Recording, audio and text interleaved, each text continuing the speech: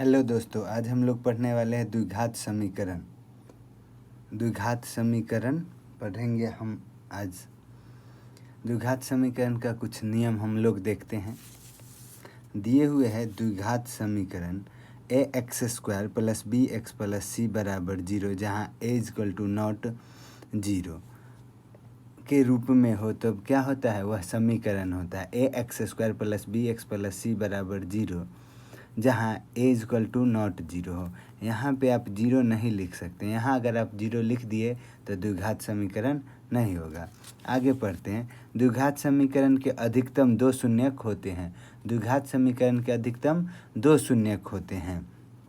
आगे हम लोग पढ़ते हैं। d = 0 हो तो मूल वास्तविक एवं समान होते हैं। d कहने का मतलब डिस्क्रिमिनेंट। डिस्क्रिमिनेंट का हिंदी होता है विविक्त कर। तो विविक्त कर अगर 0 के बराबर हो तो मूल वास्तविक एवं समान होते हैं। d बड़ा हो 0 से तो मूल वास्तविक एवं भिन्न होते हैं। d छोटा हो 0 से तो मूल काल्पनिक होते हैं या अवास्तविक होते हैं।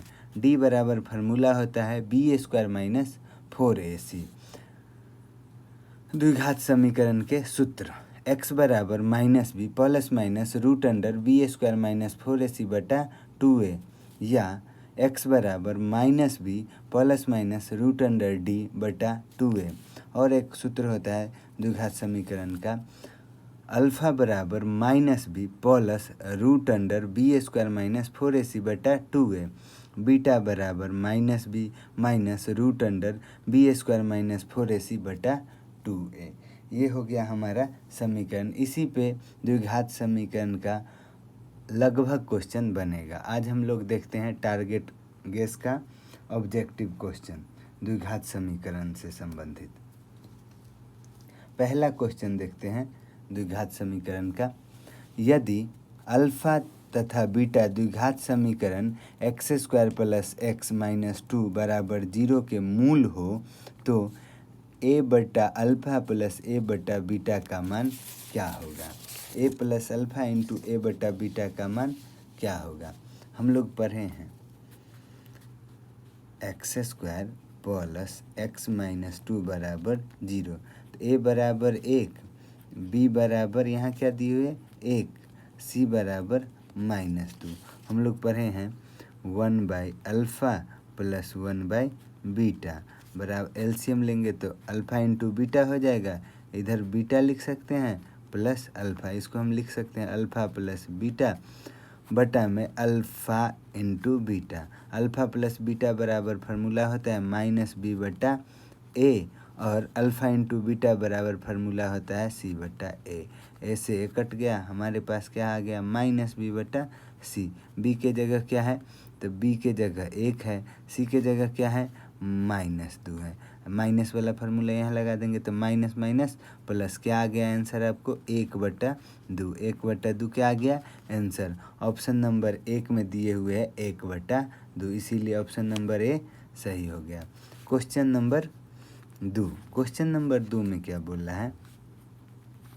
क्वेश्चन नंबर 2 में बोला है किसी द्विघात समीकरण के विवेचक का मान 0 से बड़ा होने पर दोनों मूल। अब विवेचक d क्या अभी हम लोग जस्ट पढ़े हैं, d अगर बराबर हो 0 के तो मूल वास्तविक एवं समान होते हैं। और d बड़ा हो 0 से, क्या बोला विवेचक का मान 0 से बड़ा होने पर, विवेचक का मान क्या है 0 से बड़ा होने, मूल वास्तविक होगा। तो दिए हुए वास्तविक वास्तविक अवास्तविक अवास्तविक एवं भिन्न होगा। असमान तो यहाँ क्या दिए वास्तविक और भिन्न होगा। तो ऑप्शन नंबर कौन सही हो जाएगा, ऑप्शन नंबर 1 सही हो जाएगा। ऑप्शन नंबर 1 सही होगा। अगला क्वेश्चन, क्वेश्चन नंबर 3 हम लोग देखते हैं। क्वेश्चन नंबर 3 देखिए। 3 में बोल रहा है द्विघात समीकरण 3x² - 2x + 1/3 बराबर 0 हो। 1/3 बराबर 0 हो तो विवेचक का मान क्या होगा। d बराबर पूछ रहा है वाट। d बराबर हम लोग पढ़े हैं b² - 4ac। तो b के जगह क्या लिखेंगे -2 के स्क्वायर -4 ए के जगह 3 और सी के जगह 1/3। 3 से 3 खत्म हो गया। 2 के स्क्वायर 4 माइनस 4 बराबर 0। डी बराबर हमें क्या प्राप्त हुआ? तो डी बराबर हमें 0 प्राप्त हुआ। तो डी बराबर 0 प्राप्त हुआ तो पूछ रहा है क्या, इसका मान क्या होगा? तो मान पूछ रहा है डी का, तो डी का मान क्या आ गया? 0। तो आंसर क्या हो जाएगा? 0। क्वेश्चन नंबर 4 देखते हैं हम लोग। क्वेश्चन नंबर 4, निम्नलिखित में कौन द्विघात समीकरण है? द्विघात समीकरण कौन हुआ? जो A X square plus B X plus C बराबर 0 के रूप में हो, जहाँ ए बराबर 0 न हो। बी बराबर 0 हो सकता है लेकिन ए बराबर 0 न हो। तो ऑप्शन नंबर ए इसका देखिए। ऑप्शन नंबर ए में दिए 4x + 6 बराबर 0। तो इसमें एक्स स्क्वायर तो है नहीं, इसीलिए ऑप्शन नंबर ए क्या हो गया? गलत। ऑप्शन नंबर बी देखते हैं हम लोग। X square plus B X plus C बराबर 0। तो समीकरण के द्विघात समीकरण के रूप में है, इसीलिए ऑप्शन नंबर बी सही है। क्वेश्चन नंबर 4 का आंसर क्या हो जाएगा? X square minus B X plus C बराबर 0। अब क्वेश्चन नंबर हम लोग देखते हैं 5।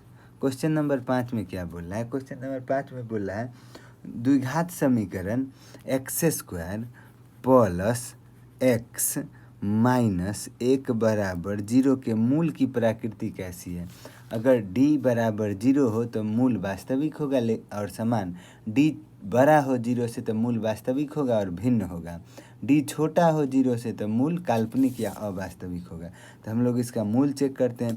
तो d बराबर हम लोग पढ़ें बी स्क्वायर माइनस 4ac।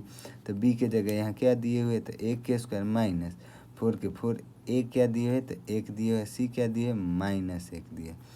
तो 1 के स्क्वायर 1 माइनस माइनस प्लस 4 के 4 क्या आ गया? 5। तो d बराबर 5। d बराबर 5।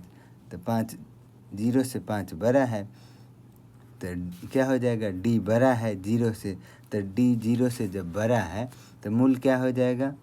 मूल वास्तविक होगा। मूल वास्तविक है एवं असमान। असमान कहिए या भिन्न। भिन्न मतलब अलग अलग। असमान में भी अलग अलग हो गया। तो ऑप्शन कौन सही हो जाएगा? वास्तविक एवं असमान। क्या हो जाएगा? वास्तविक एवं असमान।